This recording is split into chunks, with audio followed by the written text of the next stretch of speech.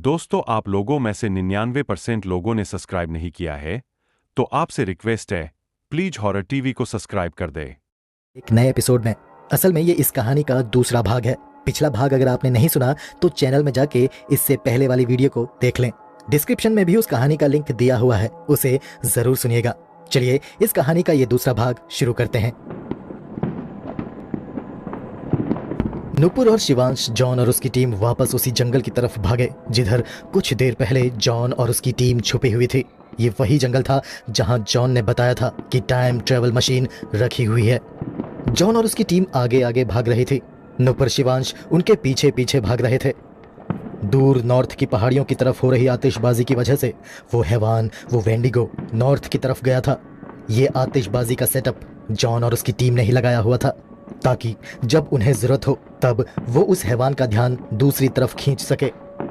फिर भी ये लोग पूरी सावधानी से पैरों को जमा जमा कर रख रहे थे ताकि कोई आवाज ना हो, नहीं तो उस हैवान का ध्यान वापस से इनकी तरफ आ जाता। वे लोग भागते भागते जंगल के करीब पहुंचने ही वाले थे कि तभी भागते भागते नुपुर का पैर एक पत्थर से जा लगा और वो जमीन में गिर गई। दर्द में उसके मुंह से चीख निकलने ही वाली थी कि शिवम ने उसके मुंह पर अपना हाथ रखकर उसे रोक दिया। नुपुर के घुटनों में और हाथ में चोट लग गई थी। जॉन अपनी टीम के साथ भागते हुए आगे निकल गया था। शिवांश ने धीमे से नुपुर से कहा, अब क्या तुम चल सकती हो? नुपुर ने हाँ में सिर हिलाया और लड़खड़ाते हुए खड़ी उठी।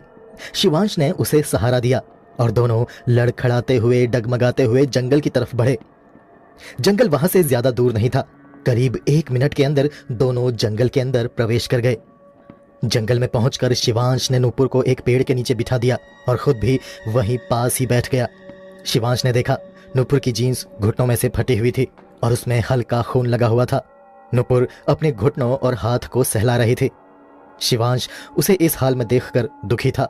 वो उठकर नुपुर के पास गया और उसके बगल में जाकर बैठ गया। शिवांश ने नुपुर की आंखों में देखा और कहा, बहुत दुख रहा है क्या? नुपुर बोली, नहीं, बस हल्का दर्द है।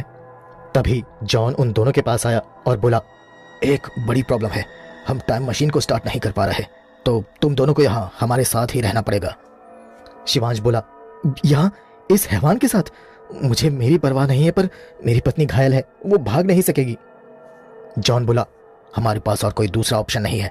तुम्हारी पत्नी को खुद के दर्द पर काबू करना होगा और खतरा महसूस होते ही सतर्क होकर खुद की रक्षा करनी होगी। ये लो, इसे रख लो।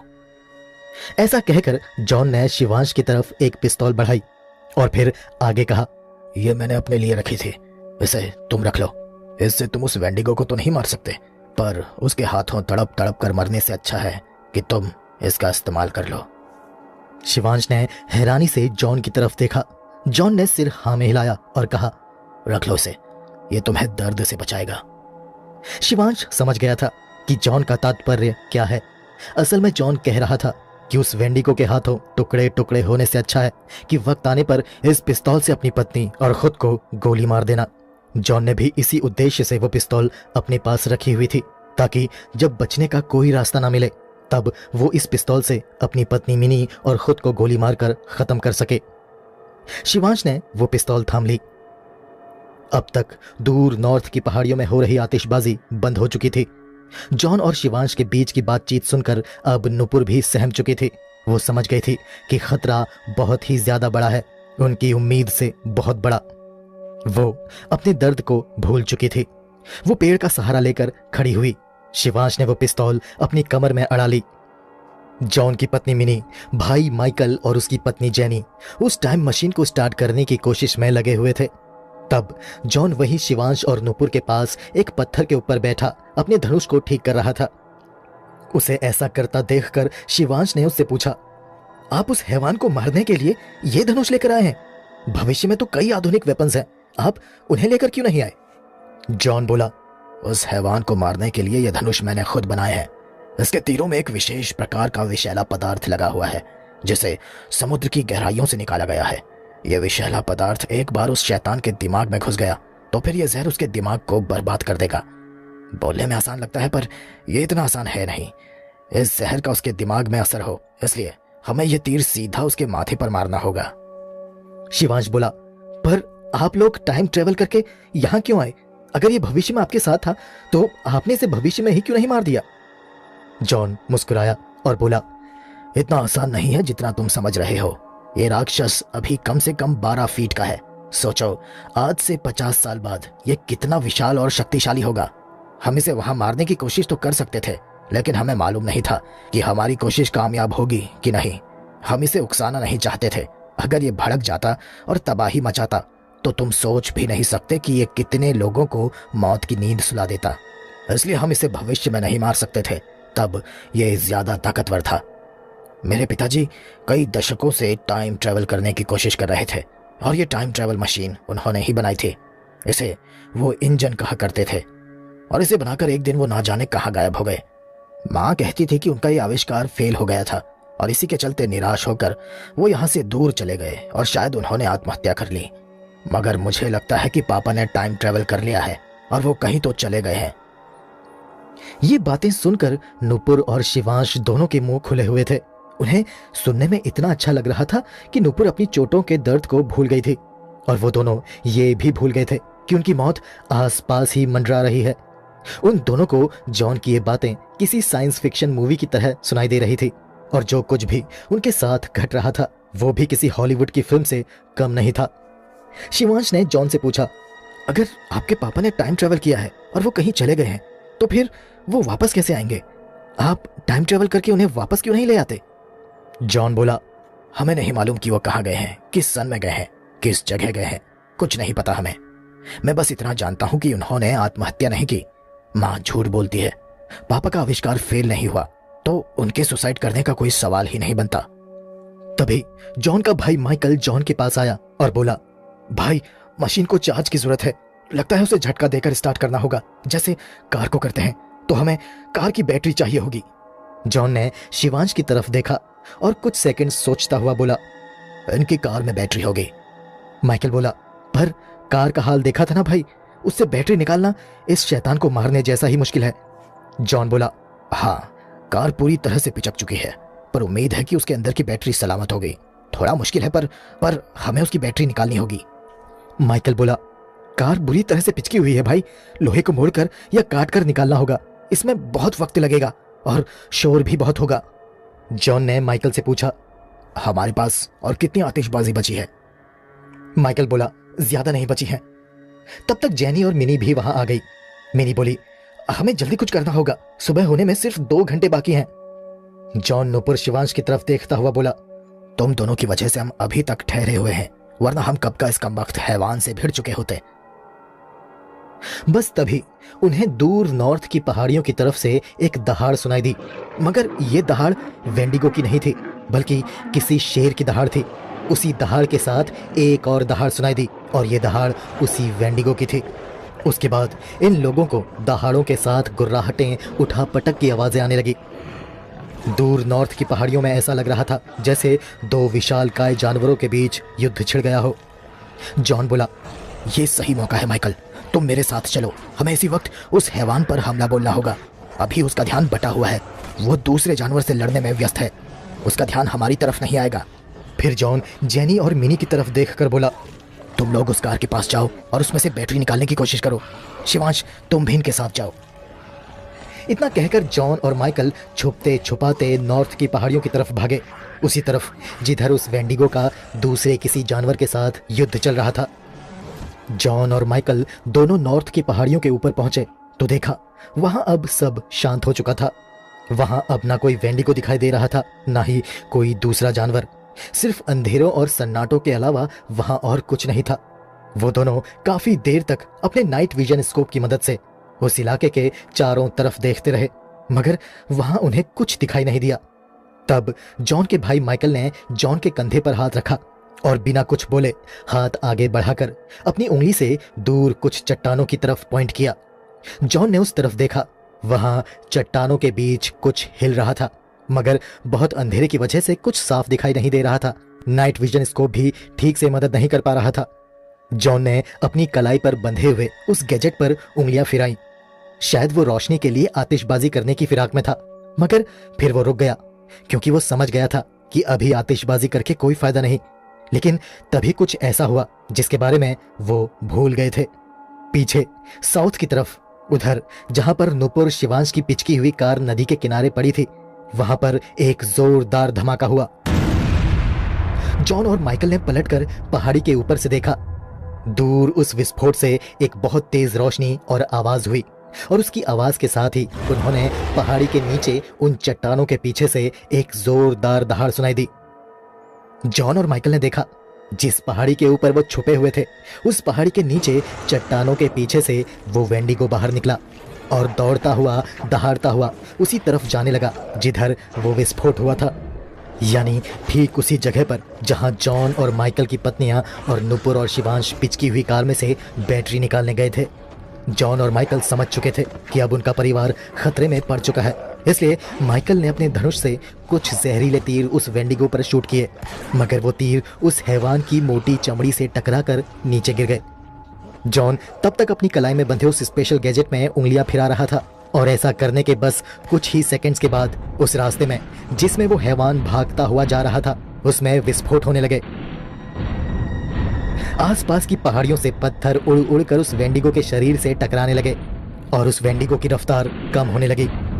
वो दहाड़ता हुआ अपने आसपास के पेड़ों और पहाड़ियों को तोड़ने लगा, मानो जैसे वो उन पेड़ों और पहाड़ियों से लड़ रहा हो। वो बिल्कुल उसी तरह लड़ रहा था जैसे कुछ देर पहले वो किसी जानवर से लड़ रहा था। जॉन ने माइकल से कहा, हमें किसी तरह से इसे जमीन में गिराना होगा ताकि हमें इसके माथे पर निशाना लगाने का मौका मिल सके। माइकल बोला, बस कुछ देर और, उसके बाद सुबह हो जाएगी। रोशनी में हमें इस पर हमला करने का मौका जरूर मिलेगा। जॉन बोला, मिनी और जैनी को कॉल करके कहो कि किसी सेफ जगह में छुप जाएं। माइकल बोला, ब्रो हम 1970 में हैं, अभी कोई मोबाइल नेटवर्क नहीं है। जॉन गहरी सांस छोड़ता हुआ बोला, शिट, ये विस्फोट इसे ज्यादा देर तक नहीं रोक पाएंगे। माइकल बोला, हम रोक नहीं सकते पर हम इसे भ्रमित तो कर सकते हैं। जब तक सुबह नहीं हो जाती हमें इसे इधर से उधर दौड़ाते रहना होगा। सुबह की रोशनी में हम इसे मार डालेंगे। तभी वो विस्फोटों की आवाजें बंद हो गई। जो विस्फोटक पहाड़ियों के नीचे ब्लास्ट हो रहे थे वो खत्म हो गए। वो वेंडिगो भी हाँफता हुआ एक पहाड़ी के नीचे जाकर बैठ गया। उसके सिर की सींगें टूट चुकी थी, उसके पूरे शरीर में धूल मिट्टी चिपकी हुई थी। दूसरी तरफ यानी साउथ के जंगलों में जहां नुपुर और शिवांश, जैनी और मिनी छुपे हुए थे, वहां पर भी कुछ ठीक नहीं था। शिवांश का कंधा और दायां हाथ बुरी तरह से झुलसा हुआ था, उसका थोड़ा सा चेहरा भी जला हुआ था। मिनी और जैनी के कपड़े और शरीर भी झुलसे हुए थे, लेकिन नुपुर को एक आंच तक नहीं आई थी। मिनी ने नुपुर से कहा, तुम्हारा पति बहुत प्यार करता है तुमसे, उस धमाके में अगर वो तुम्हारे सामने नहीं आता तो तुम बुरी तरह से झुलस सकती थी। नुपुर कुछ नहीं बोली, उसकी आंखों में आंसू थे। शिवांश दर्द से मुंह ही मुंह में कराह रहा था। नुपुर उसके घावों को देख रही थी। नुपुर ने शिवांश की आंखों में देखा और करीब जाकर उसके होठों पर एक चुंबन दे दिया। तभी जैनी मिनी से बोली, हे, नॉर्थ की पहाड़ियों में विस्फोट बंद हो चुके हैं, जरूर उन विस्फोटों से वो हैवान घायल हुआ होगा। मिनी बोली, कुछ कह नहीं सकते, अगर हम उस वेंडिगो को मार गिराने में कामयाब भी हो गए तो भी हम यहीं फंस कर रह जाएंगे। कार की बैटरी कार के साथ ही ब्लास्ट हो चुकी है। अब टाइम मशीन को स्टार्ट करने के लिए हमारे पास और कोई बैटरी नहीं है। काफी देर तक सब शांत रहा। ना उस हैवान की गुर्राहट सुनाई दी, ना ही कोई दहाड़, ना ही जॉन और माइकल की कोई खबर या सिग्नल मिला। धीरे धीरे उजाला होने लगा, मगर आसमान में बादल छाए होने की वजह से सूरज की रोशनी जमीन तक नहीं पहुंच रही थी। मगर जितनी रोशनी थी उतनी काफी थी। जॉन और माइकल को अब किसी नाइट विजन स्कोप की जरूरत नहीं थी, मगर अब उन्हें वो वेंडिगो आसपास कहीं दिखाई नहीं दिया। वो उनकी आंखों से ओझल हो चुका था। माइकल एक पत्थर के सहारे आंखें मूंदे बैठा हुआ था। जॉन ने उसे जगाया और कहा, हे माइकल, उठो, वो देखो उन चट्टानों के पीछे। माइकल ने उस तरफ देखा। वो वेंडिगो चट्टानों के पीछे किसी चीज को बड़ी शिद्दत के साथ नोच नोच कर खा रहा था। गौर से देखने पर उन्हें पता चला कि उन चट्टानों के पीछे जमीन में एक विशाल शेर मरा हुआ पड़ा था। उसका शरीर जगह जगह से नोचा हुआ था। तब जॉन और माइकल को समझ में आया कि पिछली रात वो हैवान इसी शेर से लड़ रहा था। माइकल बोला, अब क्या, इसे कैसे मारना है, कुछ सोचा है? जॉन बोला, अंधेरे की वजह से ये अंधा था, मगर उजाले में से सब कुछ साफ दिखाई देगा और सुनाई भी, इसलिए हमें इसकी नजर में नहीं आना। उजाले का फायदा यही है कि हम इसके माथे पर साफ साफ निशाना लगा सकते हैं अब बस कुछ ऐसा करना होगा कि ये ठीक हमारे सामने आकर खड़ा हो जाए और तब हम इसके माथे पर निशाना लगा सकें। हमें सिर्फ एक ही मौका मिलेगा माइकल, इसलिए चूकने की कोई गुंजाइश नहीं होनी चाहिए। ये जो हम कर रहे हैं हमारे बच्चों के लिए कर रहे हैं, याद है ना माइकल? उन्हें कोई आंच नहीं आनी चाहिए, चाहे हमारी जान ही क्यों ना चली जाए। माइकल बोला, हाँ, पर उसे हमारे सामने लाकर खड़ा करने के लिए कोई प्लान है क्या तुम्हारे दिमाग में? जॉन बोला, हाँ है, बस तुम शूट करने के लिए तैयार रहो। इतना कहकर जॉन खड़ा हुआ और पहाड़ी के एकदम किनारे पर गया और जोर से चीखा। यह सब इतना जल्दी हुआ कि माइकल को समझ ही नहीं आया कि क्या करे। जॉन की चीख असल में उस वेंडिगो का ध्यान अपनी तरफ खींचने के लिए थी। वो जानता था कि उस हैवान को मार गिराने का कोई रास्ता नहीं। उस वेंडिगो को मारने की उनकी सारी कोशिशें बेकार जाएंगी और इस कोशिश में उनकी जान जरूर चली जाएगी। इसलिए जॉन ने बड़ा भाई होने के नाते अपना फर्ज निभाया और अपने परिवार की जान बचाने के लिए उसने खुद का बलिदान देने का फैसला किया और उसने इसी फैसले के चलते ये कदम उठाया। उसकी चीख सुनकर उस हैवान का ध्यान उसकी तरफ खींचा चला आया। उसने उस शेर के शरीर को छोड़ा और तुरंत जॉन की तरफ बढ़ा। असल में वो भी हैरान था कि ये चीख किसकी है। जॉन को चीखता हुआ देखकर कुछ देर तक तो वो जॉन को घूरता ही रहा। बस तभी माइकल ने अपने धनुष में तीर लगाकर पूरी ताकत से उस तीर को धनुष में पीछे खींचा। वो वेंडिगो भी अपनी जगह से उछलकर जॉन की तरफ लपका। सब कुछ स्लो मोशन में हो रहा था। इधर से माइकल पहाड़ी के ऊपर घुटनों के बल धनुष में तीर खींचे खड़ा था। उसके सामने उसका बड़ा भाई जॉन हाथ फैलाए हुए जोर से चीख रहा था और उनके सामने एक लंबी छलांग लगाकर हवा में उड़ता हुआ वो हैवान जॉन की तरफ आ रहा था। माइकल को अपने धनुष में लगे तीर की नोक उस हैवान के माथे के बीचों बीच दिखाई दे रही थी। बस तभी माइकल ने धनुष से वो तीर छोड़ा और वो तीर निकलकर उस हैवान की तरफ बढ़ा, लेकिन तब तक देर हो चुकी थी।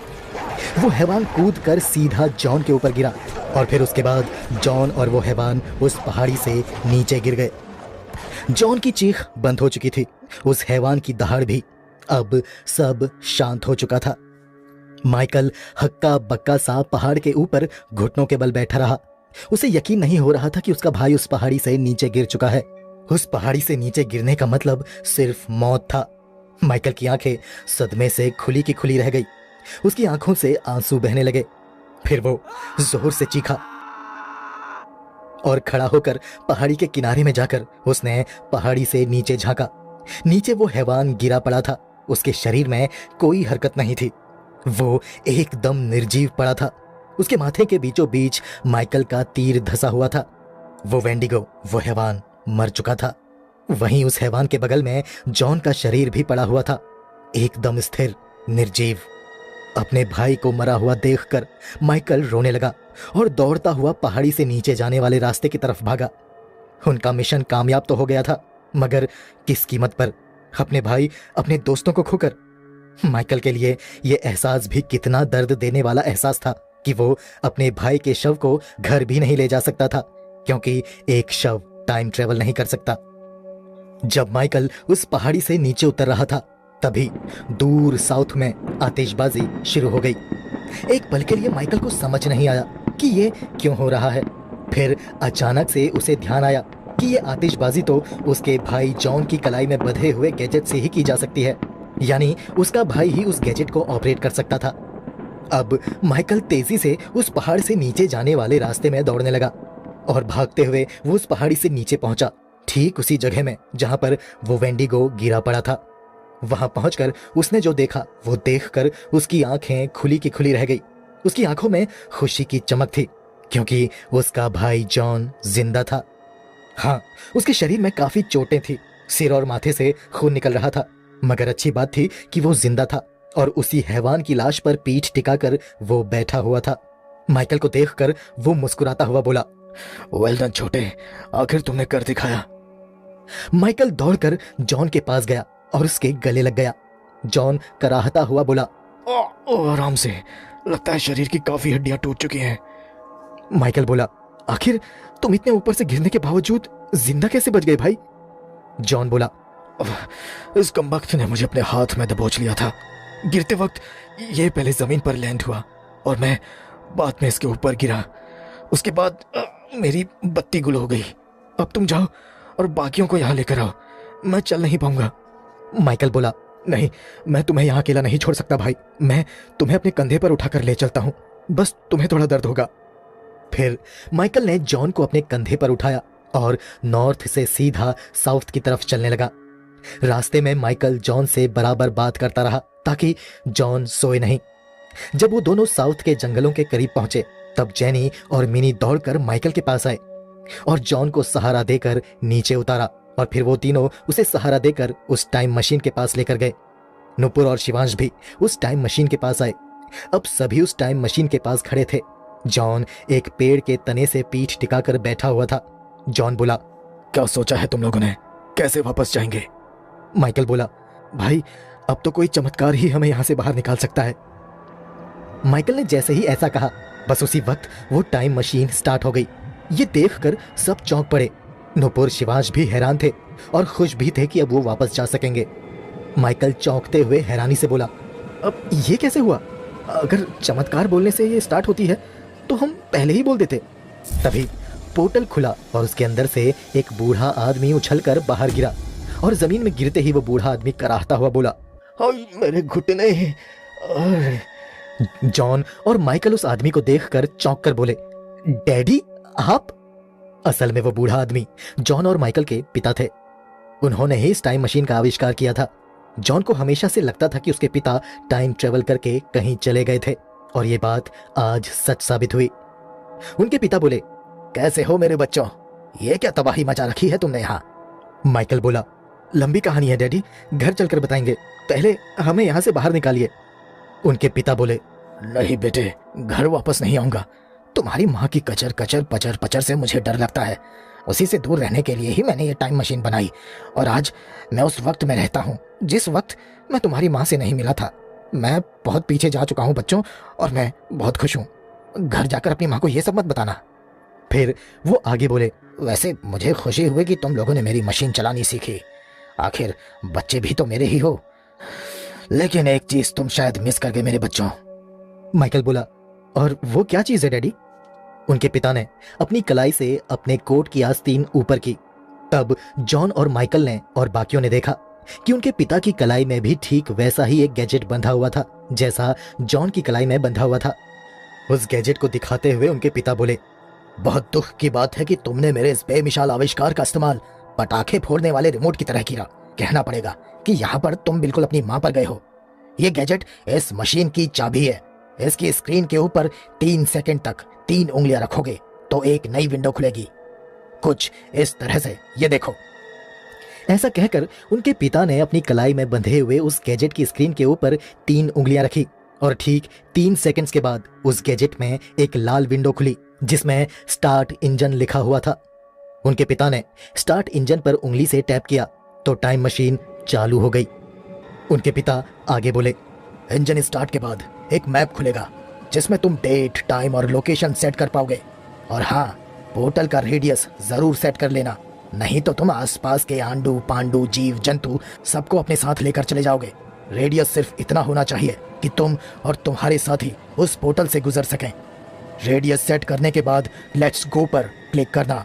ऐसा करते ही बूम, देखते ही देखते पलक झपकते ही जॉन माइकल के पिता वहां से गायब हो गए। माइकल बोला, क्या डैड फिर से चले गए? शिट, हमें मालूम भी नहीं चला कि उन्होंने कब डेट, टाइम, लोकेशन और रेडियस सेट किया और फिर गायब हो गए। जॉन हंसता हुआ बोला, सब समझ आ गया है मुझे। हम सोच रहे थे कि उस टाइम मशीन को हमने चालू किया और यहाँ तक आए, जबकि हमने तो ना डेट डाले थे, ना ही टाइम और लोकेशन, और ना ही हमने रेडियस सेट किया था। हमने तो मशीन का लीवर खींचा, मशीन चालू हुई और कुछ पल बाद हम यहाँ इन पहाड़ियों के बीच में आकर फंस गए। असल में ये सब डैड कर रहे थे। तभी उस टाइम मशीन के दूसरी तरफ से आवाज आई, पर बेटे, असली हीरो तुम लोग हो जिन्होंने अपने परिवार को बचाने के लिए उस राक्षस से लड़ने का साहस दिखाया और उसे मार डाला। अब जाओ, घर वापस जाओ। और हाँ, एक और बात, जो गैजेट तुम्हारी कलाई में बंधा हुआ है, अब उस गैजेट को टीवी रिमोट की तरह इस्तेमाल मत करने लग जाना। चलो अब जाओ वापस। उसके बाद जॉन और माइकल ने वापस जाने की तैयारी की। सभी मशीन के करीब आकर खड़े हो गए। जॉन ने अपनी कलाई गैजेट में उंगलियां फिराई और टाइम, डेट और लोकेशन सेट करके रेडियस सेट किया और फिर लेट्स गो पे क्लिक करते ही एक पोर्टल खुला और वो सभी एक झटके में उस पोर्टल के अंदर समा गए और अगले ही सेकंड नुपुर और शिवांश उन्हीं पहाड़ियों के ऊपर सड़क में थे, ठीक उसी जगह पर जहां से उनकी कार नीचे खाई में गिरी थी। नुपुर ने शिवांश की तरफ देखा और हैरानी से बोली, शिवांश, तुम्हारे घाव ठीक हो चुके हैं। शिवांश ने देखा जो हाथ उसका जला हुआ था वो अब ठीक हो चुका था, ना उसमें जलन थी ना ही कोई जलने का निशान। शिवांश बोला, वो घाव मुझे 1970 में मिले थे, इसका मतलब 50 साल बीत चुके हैं और 50 सालों में मेरा घाव एकदम ठीक हो चुका है। उसके बाद वो मुस्कुराता हुआ बोला, ये सब किसी सपने जैसा नहीं लग रहा, हम जिस जगह से नीचे गिरे थे वही वापस आकर खड़े हो गए। नुपुर बोली, पर हमारी कार, उसका क्या? शिवांश बोला, वो कार तो गई, चलो घर चलते हैं, हम दूसरी ले लेंगे। इतना कहकर वो दोनों पैदल ही सड़क में चलने लगे। नुपुर के पैर का दर्द भी ठीक हो चुका था, जो चोट उसके घुटनों में लगी थी वो अब बिल्कुल भर चुकी थी। नुपुर के कंधे पर हाथ रखता हुआ शिवांश बोला, अब मेरे साथ रहने वाली हो या अलग होना चाहती हो मुझसे? नुपुर बोली, जब 50 सालों में मैंने तुम्हारा साथ नहीं छोड़ा तो अब कैसे छोड़ दूंगी। दोनों हंसते खिलखिलाते हुए पैदल चलते हुए उस सड़क में दूर निकल गए। नुपुर शिवांश समय को चीर कर 50 साल पीछे भूतकाल में गए, मौत को करीब से देखा और वापस वर्तमान में लौट आए, बिल्कुल किसी सपने की तरह। वो दोनों तो सिर्फ कुछ दिन ही साथ बिताने के लिए आए थे, पर अब उन्हें ऐसा लग रहा था जैसे उन दोनों ने एक साथ एक लंबा जीवन जिया हो। दोस्तों, अगर आपको ये कहानी अच्छी लगी तो इस वीडियो को लाइक जरूर कीजिएगा और अगर अभी तक आपने चैनल को सब्सक्राइब नहीं किया तो सब्सक्राइब कर लीजिएगा। मेरे चैनल में इसी तरह की कई और दिलचस्प कहानियां हैं, उन्हें भी जरूर सुनिएगा। मुझे और इस कहानी को यहाँ तक सुनने के लिए आपका धन्यवाद।